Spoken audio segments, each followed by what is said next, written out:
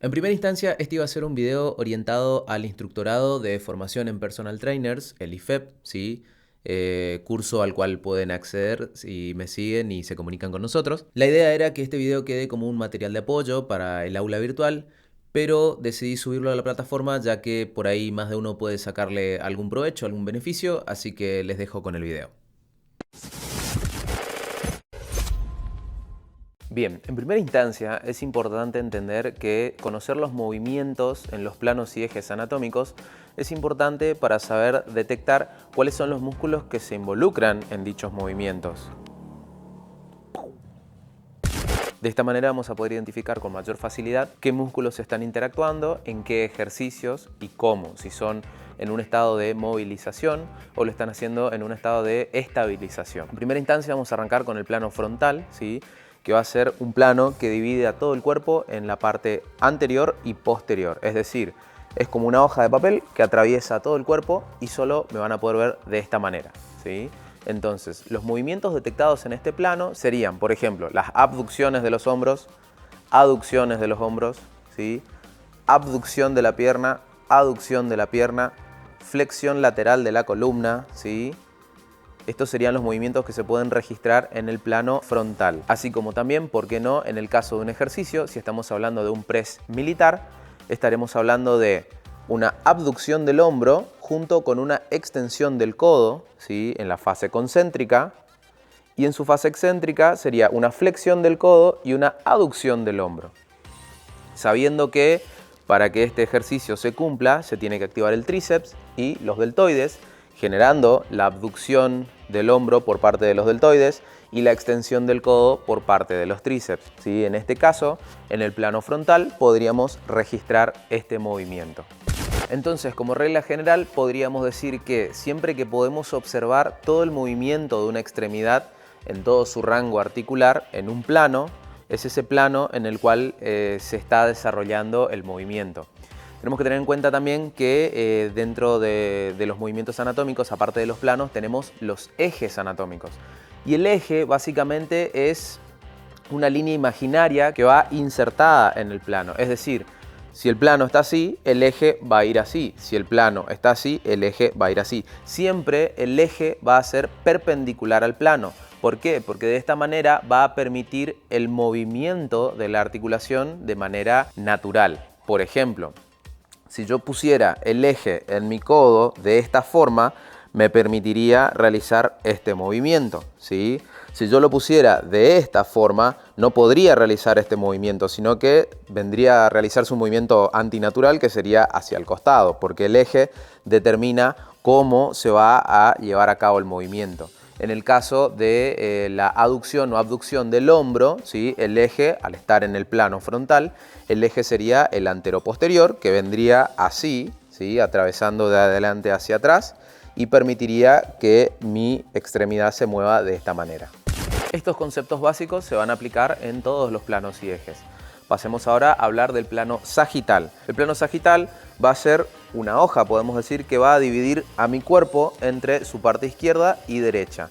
Todos los movimientos que se realicen en este plano se van a poder observar así, de costado, puedo decirlo, ¿sí?, sobre el eje lateral, ¿sí?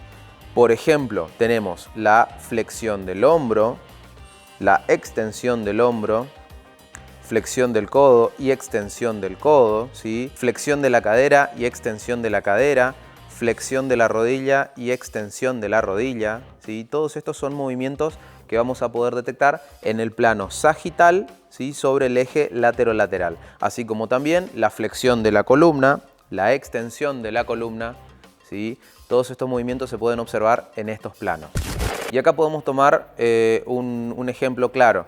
Si yo quisiera analizar un movimiento del plano anterior, por ejemplo, del plano frontal en el plano sagital, como por ejemplo una aducción, una abducción de los hombros, por ejemplo así, no podría observar toda la extremidad cómo se mueve en su rango de movimiento, a diferencia que si estuviese así.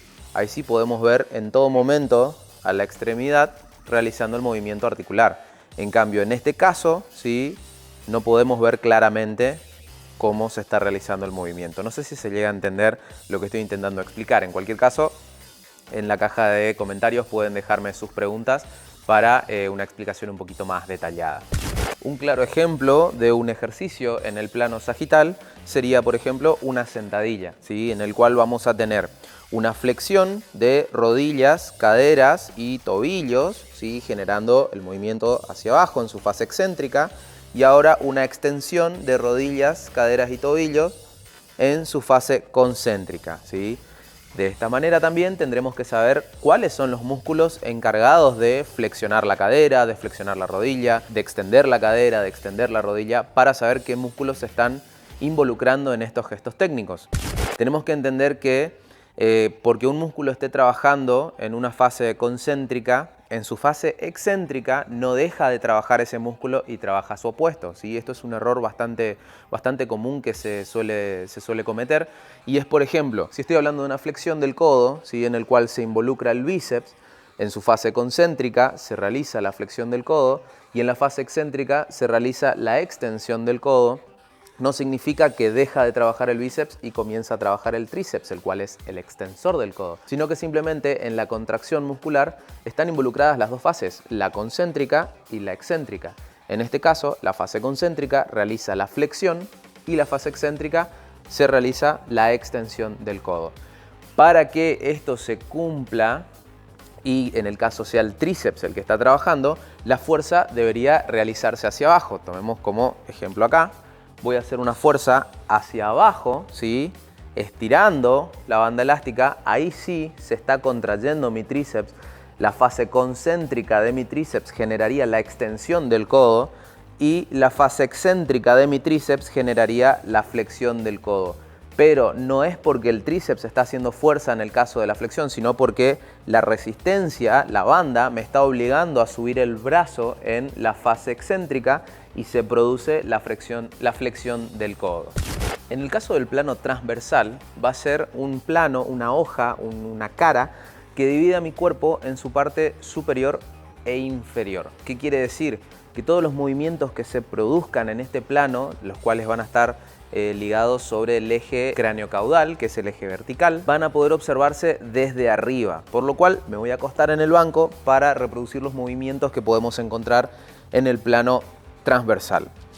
En el caso, me estarían viendo así. Acá iría la hoja, ¿sí? Que parte a mi cuerpo y lo divide en su parte superior e inferior. Entonces todos los movimientos que podamos registrar van a ser, por ejemplo, la abducción de los hombros, ¿sí? En un plano transversal, la aducción de los hombros en un plano transversal, ¿sí? Lo mismo va a pasar para las piernas, la abducción de la pierna en un plano transversal, la aducción en un plano transversal, ¿sí? Las rotaciones, en el caso, la rotación del antebrazo, lo vamos a ver en un plano transversal, ¿sí?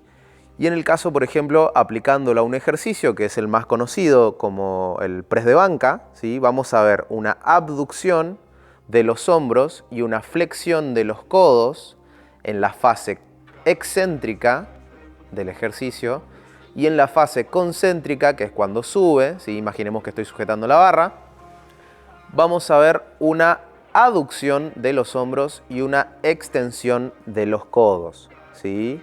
Repito, otra vez, abducción del hombro, ¿sí? Porque se genera este movimiento con el hombro, desciende, se abduce y al mismo tiempo se produce una flexión del codo, ¿sí? Se flexionan los codos, se abducen los hombros.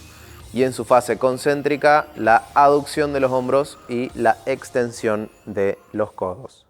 Es importante entender que no solamente es cuestión de saber identificar cuáles son los movimientos que se producen de nuestro cuerpo, sino también saber identificar qué músculos se involucran en estos movimientos. Y para ello deberíamos analizar en primera instancia cuáles son los músculos encargados de provocar las aducciones, las abducciones, ya sea del hombro, de la cadera, las flexiones de la rodilla, de la cadera, del codo, del hombro, las extensiones de los mismos.